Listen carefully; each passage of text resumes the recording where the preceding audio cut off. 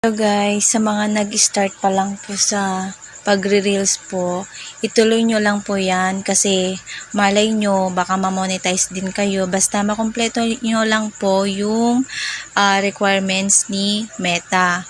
Yung sa star po, kailangan ma-unlock nyo yon is 1,000 followers. Ayan. Pag na-meet nyo po yung 1,000 followers, wait nyo lang po na ma-unlock na yan. Pagdating naman po sa in-stream ads, kailangan nyo po ng 5K followers.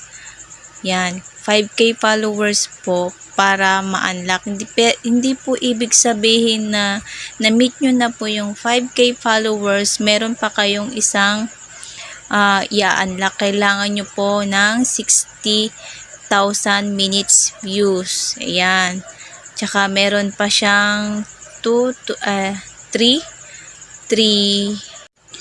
to 4 videos. Depende po kung ano po yung, bali tatlo po yan yung hinihingi na for in-stream ads. Ayan.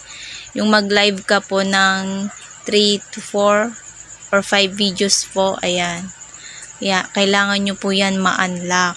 Siyempre, hindi naman porket na-meet nyo na po yung 5,000 followers is ma-unlock nyo na po for in-stream ads.